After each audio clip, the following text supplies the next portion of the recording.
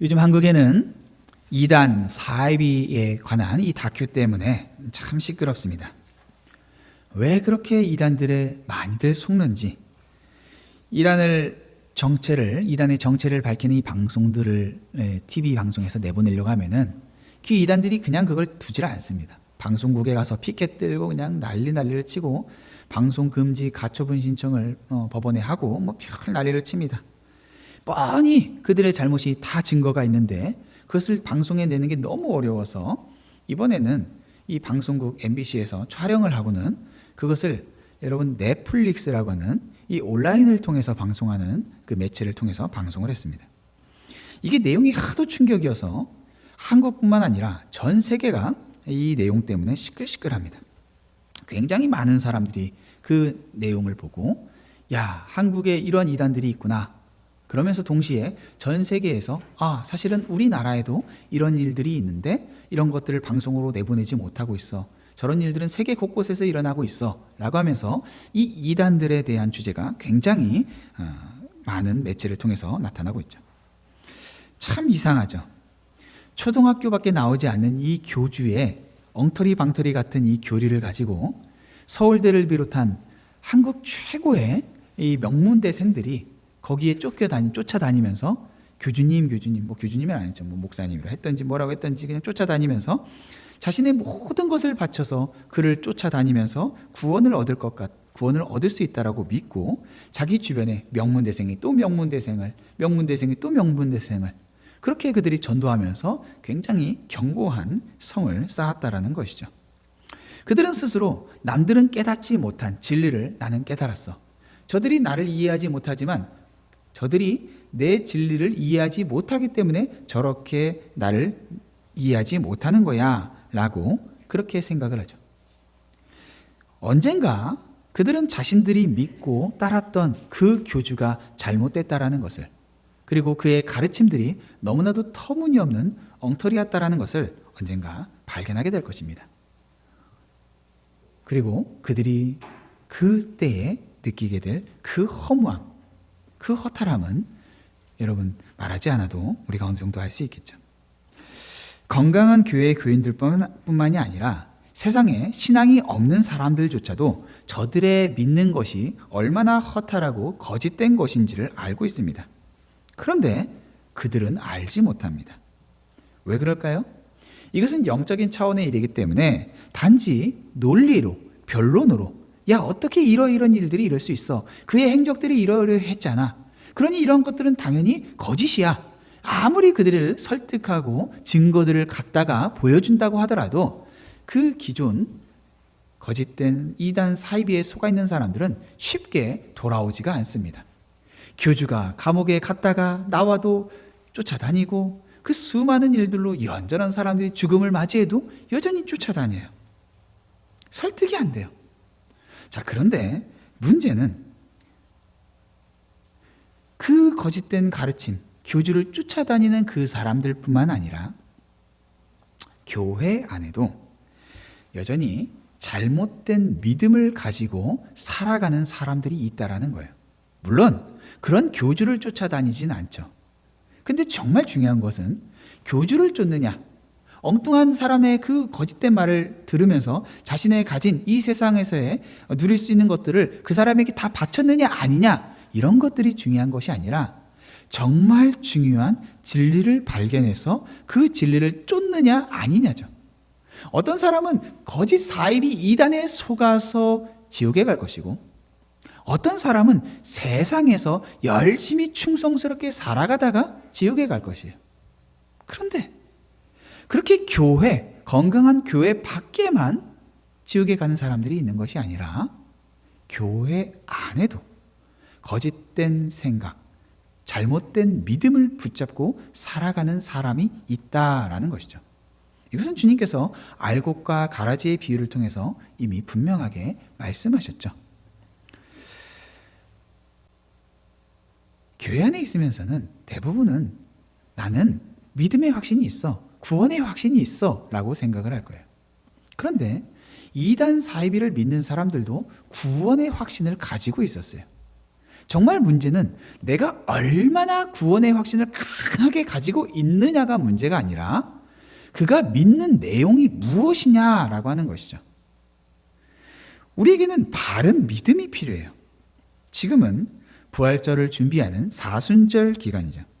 이 사순절 기간은 다가올 부활절을 대비해서 회개하고 준비하는 시간이고 자기의 신앙을 검토하고 성찰하는 시간이에요.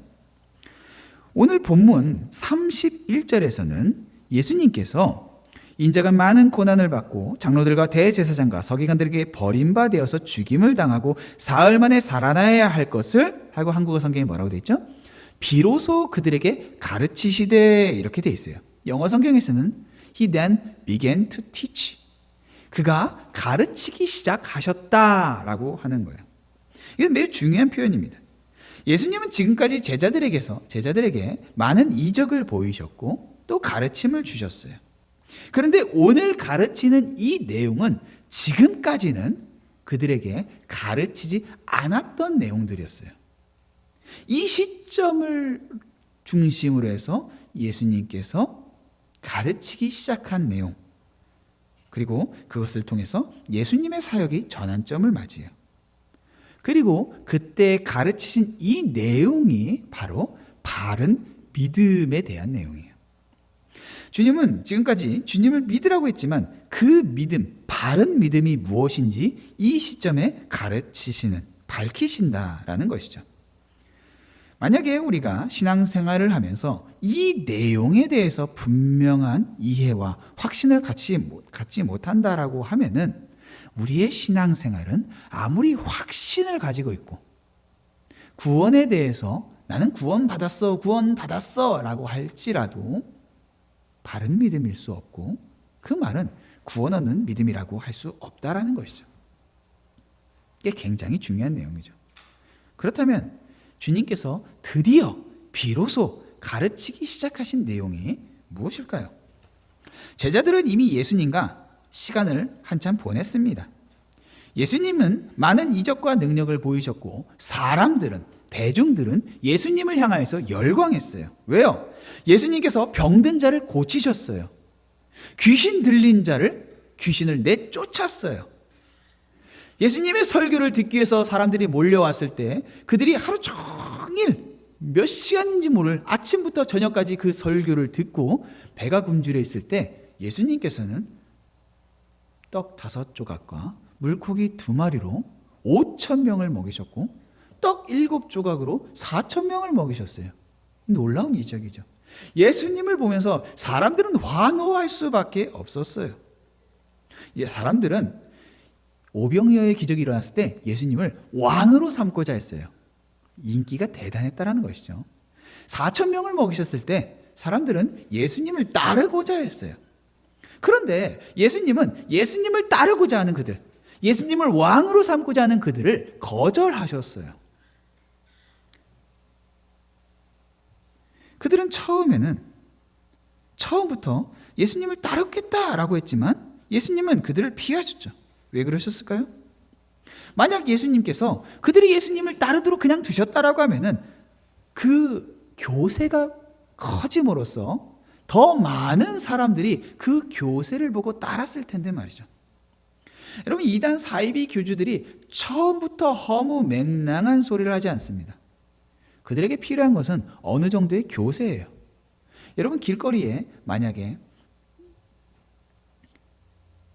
홈리스 같은 한 거렁뱅이가 길거리에 나와서는 나는 메시아다 라고 혼자 나와서 외치면은 사람들이 뭐라고 할까요? 저거 미친놈 하고서 그냥 다 지나갈 거예요. 그런데 만약에 한 10만 명 정도의 사람이 그 앞에 무릎을 꿇고 있고 그 사람이 강단위에 올라가서 나는 메시아다 라고 하면은 사람들이 혼자서 떠드는 미친 사람의 말과는 달리 그 수많은 사람이 따르는 그를 보면서는 혹하는 생각이 들어요. 도대체 무엇이 저 사람을 저렇게 사람들이 따르게 하지? 예전에 한 방송에서 실험을 했는데 길 가다가 3사람만 이렇게 하늘을 쳐다보고 있으면은 지나가는 사람들이 그냥 지나가지를 못하고 다 같이 하늘을 쳐다본다는 거예요. 그게 군중의 힘이에요. 누군가 선동하는 사람들 몇 명만 있으면은 많은 사람들을 선동할 수가 있어요. 이단 사이비 교주들이 처음에는 그럴듯한 얘기를 해요. 거룩한 척하고 처음부터 여자를 그렇게 밝힌다 이런 모습을 보여줄 수가 없어요. 처음에는 굉장히 거룩한 척, 정결한 척, 뭔가 고상한 진리를 가지고 있는 척하죠. 그런데 그에게 사람들이 모여들기 시작하면 그는 점점 과감해져요. 그리고 아무 말이나 짓거리기 시작해요. 그리고 심지어는 내가 하나님이다, 내가 메시아다 라고 하는 그런 허무맹랑한 미친 소리를 해도 사람들이 그것을 떠나지 못하고 거기에 몰려든다라는 거예요. 자, 그렇다면은 예수님의 사역을 생각했을 때 많은 사람들이 이 예수님이 누구신지를 믿게 하기를 원하시는 예수님이라고 한다면은 예수님을 왕으로 삼고 예수님을 따르기 원하는 그 사람들을 굳이 예수님께서 거절하시고 너희들 나 따라오지 말아라, 왕으로 삼지 말아라 하고 그들을 흩어버리실 필요가 없을 텐데 예수님은 그들을 거절하셨다라는 거예요. 그리고는 오늘 본문처럼 그 소수의 제자들과 예수님께서 길을 걷다가 길에서 제자들에게 질문을 하시죠. 사람들이 나를 누구라고 하느냐?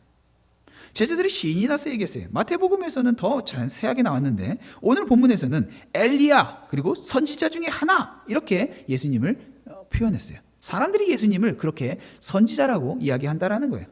물론 어떤 사람들은 예수님을 비난했어요. 심지어 어떤 사람은 그가 사단의 힘으로 바알세불의 힘을 빌어서 귀신을 내쫓았다 이렇게 예수님을 비난하기도 했어요. 그러나 제자들은 지금 이 빌립보 가이사랴 그들이 지금 머물고 있는 이 지역에서 굉장히 많은 사람들이 예수님을 높이고 있다는 걸 발견했어요. 그래서 사람들이 예수님을 향해서 환호하는 이것을 예수님에게 전했어요. 예수님, 사람들이 예수님을 여기 이 지역에서는 더욱더 예수님을 인정하는데요. 예수님을 선지자라고 하던데요. 예수님을 엘리야라고 하던데요. 그 인기를 예수님에게 전달했다는 거예요. 제자들은 참 기분이 좋았어요. 자신들이 따르는 예수님을 사람들이 이렇게 높일수록 자신들의 믿는 이 믿음이 인정받는 것 같아서 자부심이 대단해졌죠. 아, 기분 좋다. 예수님 사람들에게 인정받고 계세요. 자, 그때 예수님께서 다시 그들에게 부르십니다. 그래, 사람들이 나를 선지자라고 하고 엘리야라고 한다고. 그럼 너희는 나를 누구라고 하느냐? 여러분, 이 질문을 길에서 물으셨어요. 길에서. 주님은 길을 걷고 계셨고 주님이 질문을 던진 이 제자들은 주님을 따라다니는 제자들이었어요. 이 점을 한번 생각해 보면은 이런 거죠.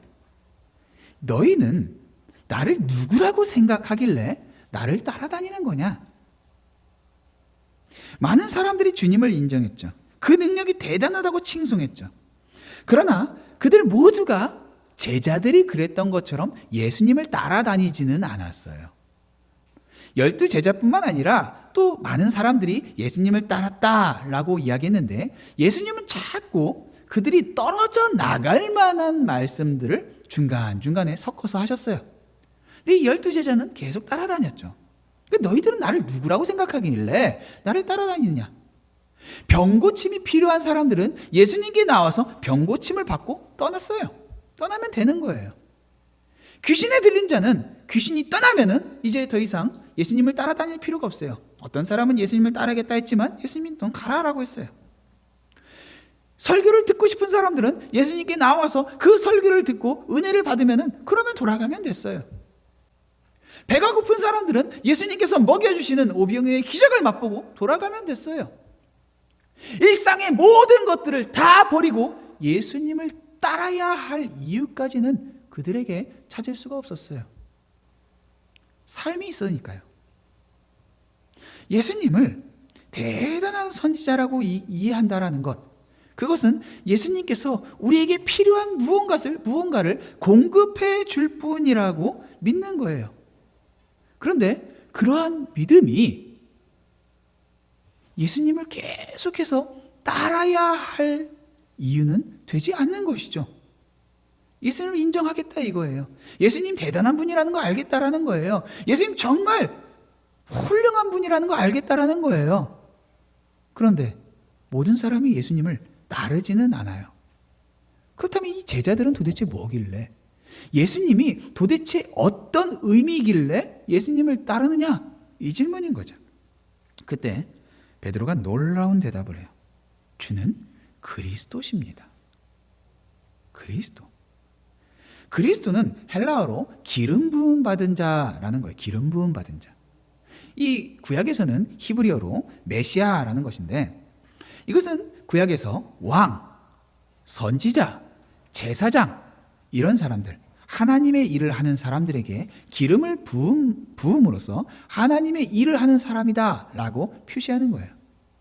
이것이 구약에서 이제는 포로가 되고 로마의 압제 가운데 있었던 그들에게,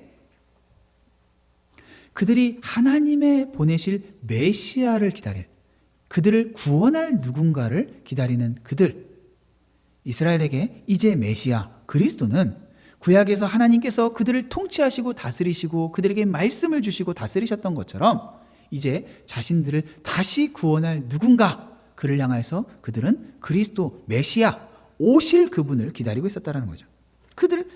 그런데 베드로가 예수님을 향해서 당신은 그리스도입니다, 우리가 기다리고 있는 하나님께서 보내실 그분입니다 라고 고백했다라는 거예요. 이건 베드로의 신앙 고백이에요.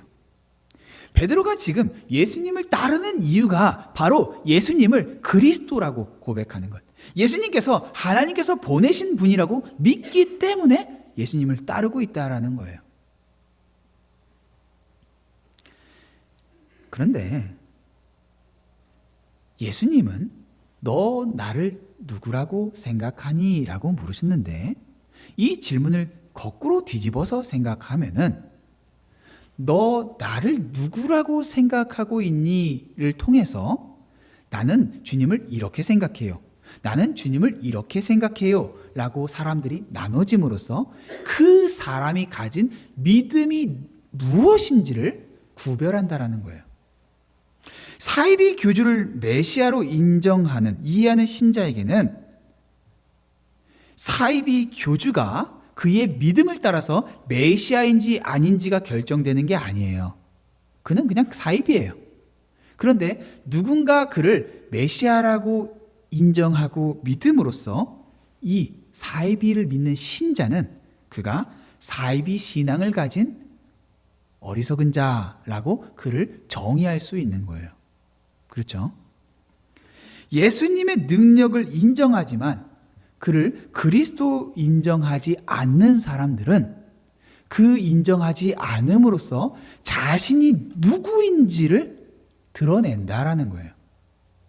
예수님은 너희는 나를 누구라고 믿느냐라고 묻는 그 질문을 통해서 너희들이 가진 신앙이 무엇이냐, 그 사람 한 사람을 드러내시고 정의하신다라는 거예요.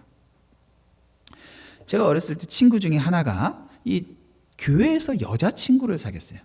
이 친구가 이 여자친구가 사귀었으니까 서로 데이트도 하고 이렇게 어울리려고 할 거 아니에요? 근데 이 여자친구가 이 남자아이에게 자기가 사귀자고 해놓고서는 연락도 잘 안 하고 만나려고도 안 하고 이상한 거죠.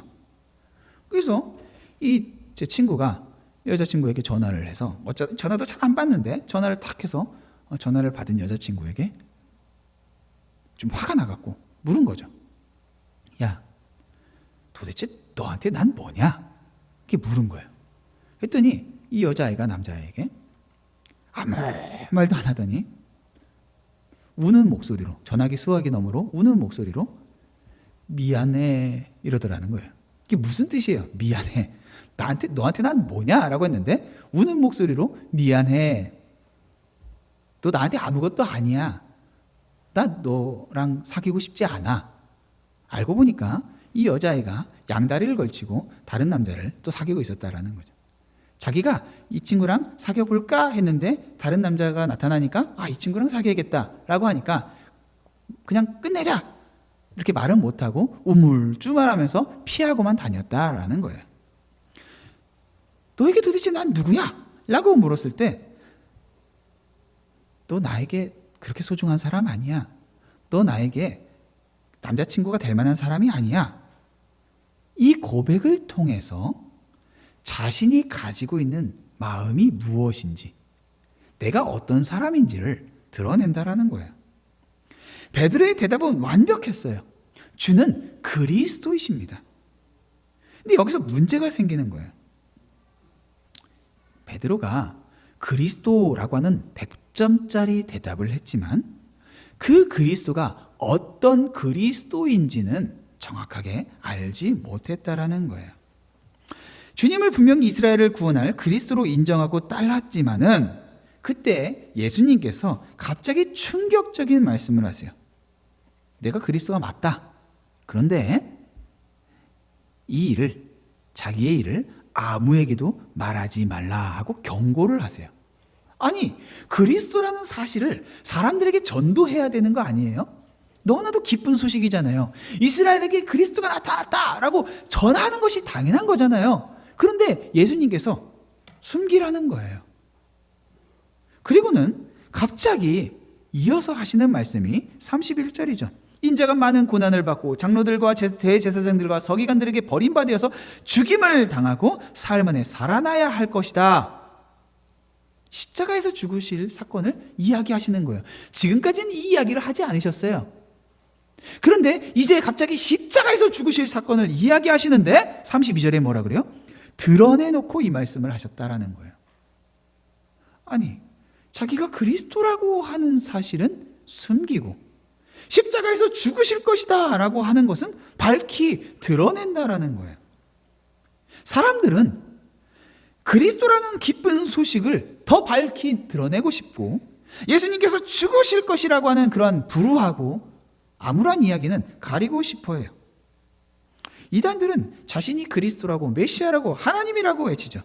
그들의 관심은 자기가 높아지는 거예요. 그래서 자기들의 약점이나 자기들의 어려운 일이나 이런 것들은 다 숨겨버려요. 그런데 주님은 영광을 받으실 하나님이 오히려 그 영광을 가리시고 당신이 경험하게 되실 그 십자가의 죽음을 그들에게 이야기하고 계신 것이죠. 사이비는 십자가는 피하고 영광은 취하려고 해요. 이게 사이비뿐만 아니라 세상에서 나타나는 동일한 현상이고 교회 안에서 우리가 바른 신앙 없이 살아갈 때 동일한 현상이 일어나요. 십자가는 피하고 영광은 가지는 것. 우리의 신앙은 결국 수치의 십자가에 달리신 그리스도를 따르는 것이에요. 예수님께서 내가 그리스도라는 것을 밝힐 때 그리고 사람들의 영광을 받으실 때 그분을 따르는 것은 사실 쉬운 일이에요. 인기를 얻는 일이에요. 사람들의 존경과 칭찬을 받는 일이에요. 그런데 예수님께서 십자가에 달리셨을 때 그 십자가에 달리신 예수를 믿는다라고 하는 사실은 세상 사람들이 봤을 때 어리석은 일이에요. 이해가 되지 않는 일이에요. 왜 굳이 저렇게 살아? 라고 질문이 던져지는 삶이에요. 예수님은 제자들에게 너희들 나를 따름으로써 너희들이 받으려고 하는 그 영광 그거 생각하지 말아라 라고 말씀하고 계시는 거예요. 우리가 따르는 그리스도가 누구인지를 분명하게 알아야 돼요. 그분은 분명 영광의 하나님이시지만 우리가 주님을 통해서 이 땅 가운데서 영광을 받을 것이라고 기대하고 살아가는 삶은 주님께서 약속하신 약속이 아니에요. 이것은 베드로에게 너무나도 괴로운 이야기였어요. 만약에 여러분의 이 가까운 사람이 여러분에게 나 이제 죽을 것 같아. 만약에 어떤 질병을 가지고 있는 사람이 여러분에게 그런 이야기를 한다면 혹은 그렇지 않아도 뭔가 암울하고 어려운 일 가운데 나 죽을 것 같아. 이런 얘기를 한다면은 여러분 뭐라고 하겠어요? 무슨 소리야? 무슨 그런 엉뚱한 소리를 해? 마음을 강하게 가져. 왜 그래? 정신 차려. 이렇게 말하겠죠. 베드로가 지금 주님께 그렇게 대답을 합니다. 예수님, 말도 안 됩니다. 그런 일은 있어서는 안 됩니다. 아마 예수님의 공생애 동안 예수님을 가장 잘 알고 예수님을 가장 충성스럽게 살았던 사람이 누구인가? 라고 물었다면 단연 베드로였을 거예요. 예수님의 가족들조차도 예수님의 공생의 기간 동안 예수님을 제대로 이해하지 못했어요. 예수님은 가족보다도 베드로와 더 많은 신뢰 관계를 가지고 계셨던 것처럼 보여져요. 베드로는 최선을 다해서 예수님이 죽음이라고 하는, 고난이라고 하는 그 구렁텅이로 가는 것을 막고자 했어요. 예수님이 억울하게 죽다니, 그런 일은 있어서는 안 되지, 상상할 수도 없지. 그런데 예수님께서 그런 베드로를 향해서 버럭 화를 내십니다. 그를 꾸짖으십니다. 아니, 베드로가 무슨 잘못을 그렇게 했다고? 아니, 잘못을 했더라도 예수님은, 그 온유하신 예수님이 그냥 가르쳐 주시면 되잖아요. 그게 아니라 베드로야, 내가 십자가에 죽어야 하지만 너희들의 죄를 내가 짊어지고 너희의 죄가 해결되고 너희들이 구원을 얻는 거야, 이렇게 설명하시면 될 것 같은데 베드로를 향해서 뭐라 그래요? 이 사탄아, 내 뒤로 물러가라. 아니, 베드로를 향해서 사탄아라고 말씀하시면서 그를 꾸짖고 계세요. 왜요? 베드로를 꾸짖으신 이유가 바로 베드로가 하나님의 일을 생각하지 않고 사람의 일을 생각했기 때문이에요. 33절에 사탄아, 꾸짖어 이르시되 사탄아, 내 뒤로 물러가라. 네가 하나님의 일을 생각하지 아니하고 도리어 사람의 일을 생각하는도다. 여기서 생각한다라는 것은 무언가 마음에 두고 전념하고 계획하고 판단하고 이런 뜻이에요. 그는 육신의 생각으로 주님을 따르고자 했어요. 육신의 마음을 두는 것은 하나님을 향한 거역이에요. 육신의 생각은 하나님께 복종할 수가 없어요. 사람에게는 오직 두 가지 삶만이 있어요. 성령 안에서 믿음으로 살아가든지, 아니면 육체 안에서, 다른 말로 죄 안에서 영적인 사망 가운데서 살아가든지. 베드로는 분명 주님을 위해서 주님 죽으시면 안 됩니다, 고난당하시면 안 됩니다 라고 말했어요. 그건 거짓이 아니에요. 그런데 그것은 사람의 생각으로 육체 안에서 주님을 위한 조언이었어요. 주님을 위한다라고 했지만 육체 안에서 사람의 생각으로 말했다라고 하는 것은 사실 실제로는 자기 자신을 위한 말이에요. 주님이 그런 위험한 길을 걸으면 주님을 따르는 베드로와 제자들이 걸어야 할 길은 뭐가 돼요? 그 위험한 길이 되는 거예요. 주님이 영광의 길을 걸으면은 제자는 어떤 길을 걷게 되는 거예요? 영광의 길을 걷게 되는 거예요. 주님이 안전하고 편안하고 사람들에게 인정받는 길을 걷기를 바래요. 그래야 주님을 따르는 나도 사람들의 인정을 받고 안전하고 편안할 테니까. 주님을 그리스도라고 고백하면서도 하나님의 일은 생각하지 않고 여전히 나를 생각하는 사람의 생각으로 그렇게 주님을 고백하고 따라갈 수 있다는 거예요. 우리를 가장 아끼는 가족, 우리를 가장 사랑하고 잘 아는 사람들도 우리에게 베드로처럼 사단의 모습으로 우리에게 속삭일 수가 있어요. 안전한 길로 가야지, 인정받는 길로 가야지, 손해보지 않는 길로 가야지, 그러한 길을 걸으면서 예수님 영광 올려드려야지, 왜 그렇게 손해보는 생각을 해?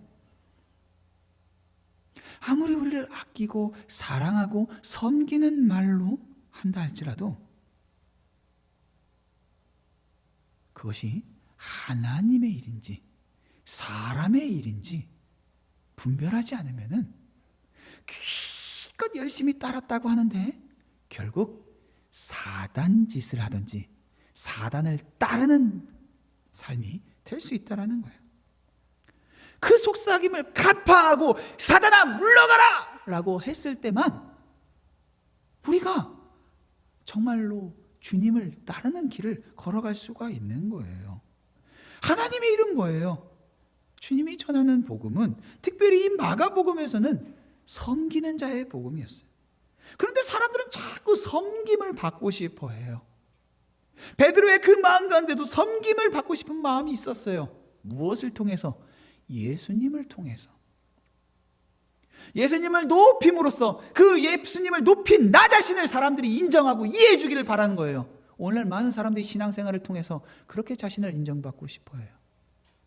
세상에서도 우리가 인정받을 수 있는 것들이 많이 있죠. 돈, 명예, 지위, 관계. 그런데 사람들 안에 그걸로는 부족하다는 걸 알아요. 그러니까 교회 안으로 들어와요.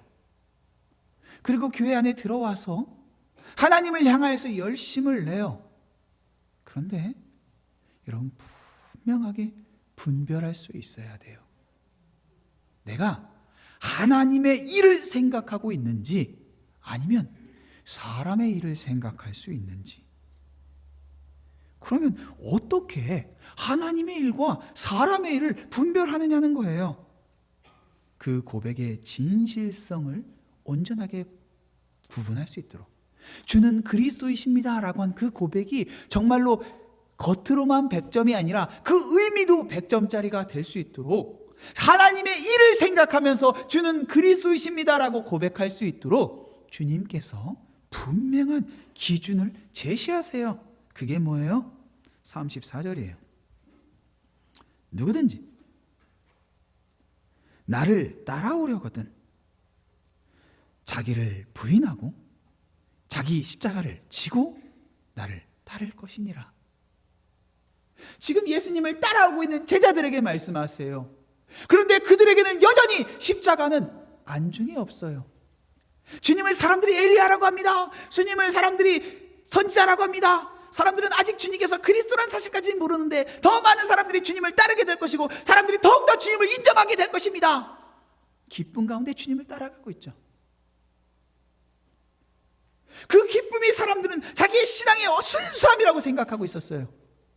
그런데 주님은 그들이 정말로 듣고 싶지도 않고 피하고 싶은 한 말씀을 하세요.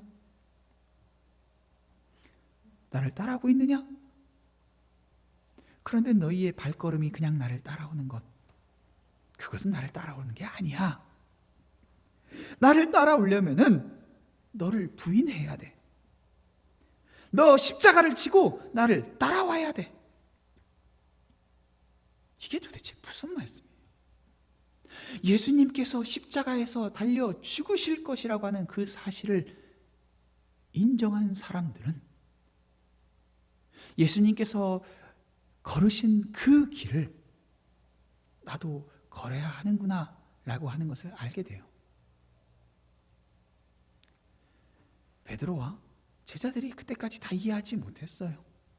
이 세상에서 영광을 누릴 수 있는 길이라고 생각을 했어요. 그런데 갑자기 예수님이 십자가에 달려서 모든 사람들의 수치와 모멸을 받을 것이라고 이야기하세요. 사실 예수님은 이미 거기에서 죽음과 부활을 함께 이야기하셨어요.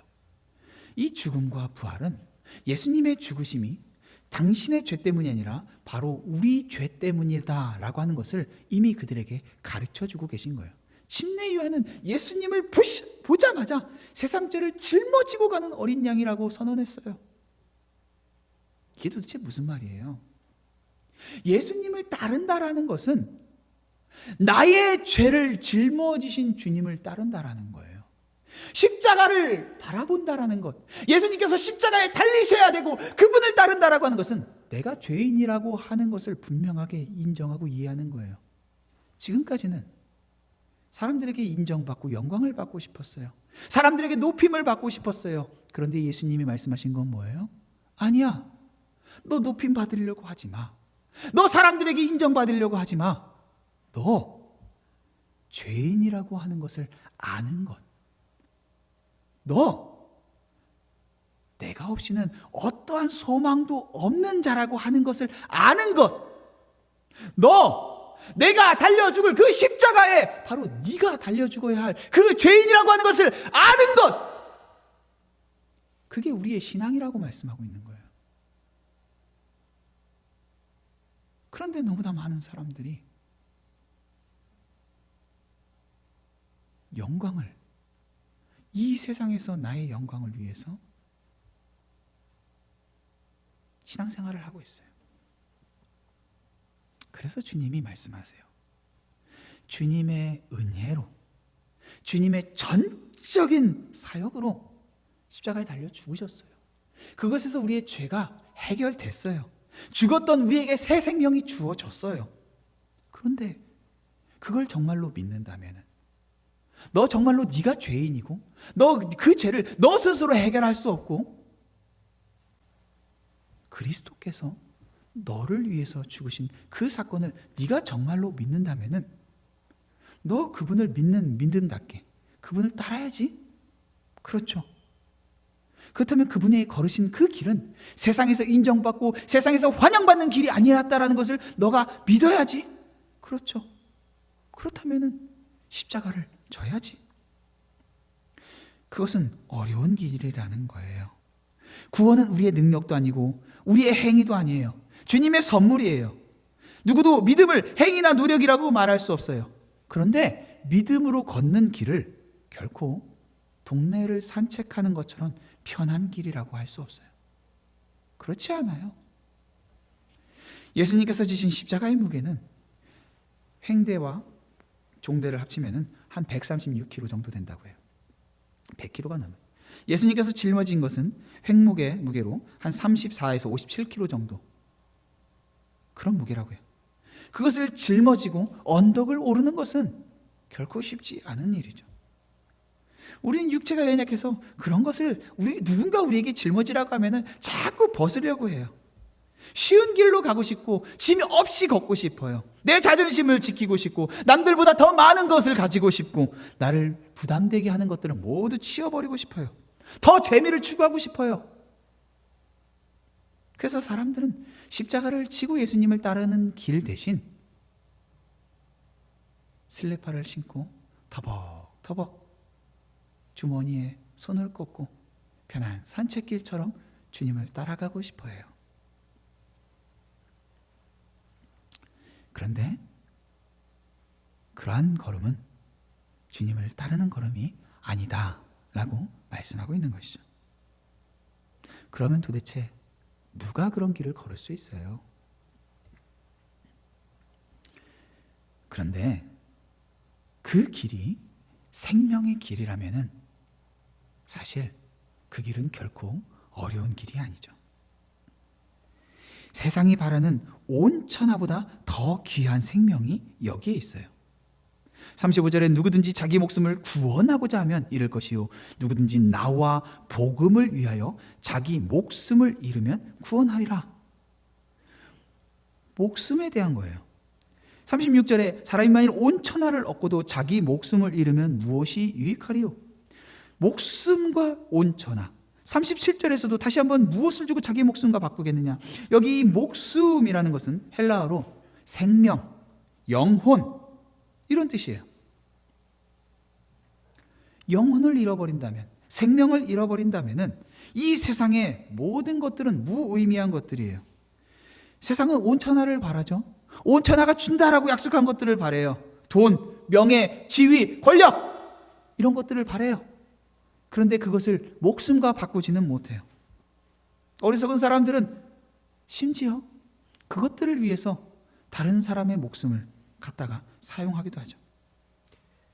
그런데 놀라운 것은 그들이 이 세상의 것들을 그렇게 바라면서도 자기의 생명은 이미 보장받은 것처럼 혹은 영원할 것처럼 생각하고 살아간다는 거예요. 불신자들 한번 보세요. 숨이 껄떡껄떡 넘어갈 것 같은 상황에서도 쥐어진 것을 놓지 못해서 그렇게 고달파해요. 생명에 대해서는 고민하지 않아요. 영원한 생명을 가지는 것, 이것보다 더 소중한 것은 없죠. 그러나 그것들은 모두 다 사라져버릴 것들이에요.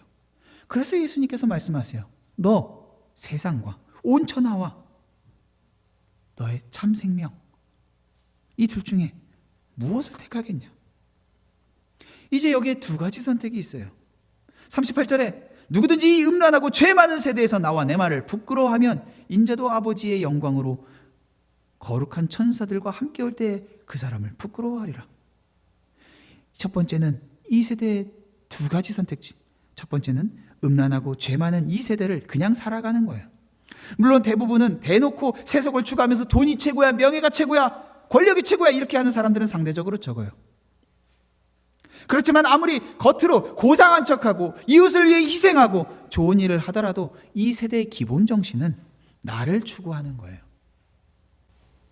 이것은 음란과 죄투성이의 정신을 짊어지고 사는 거예요.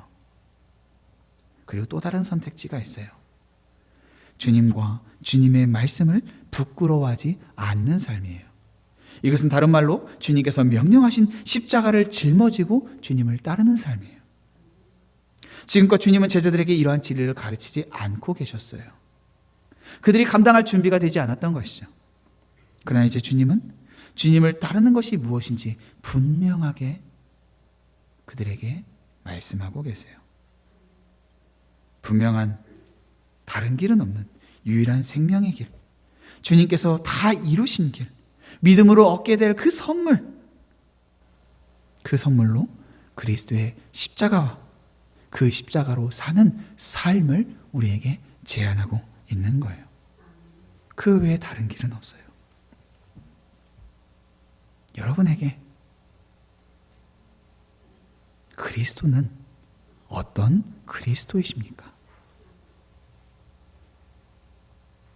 신앙생활에 여러분 정말로 주님을 따른다라고 하는 그 확신이 아니라 정말로 날마다 십자가를 짊어지고 주님을 따르고 계십니까?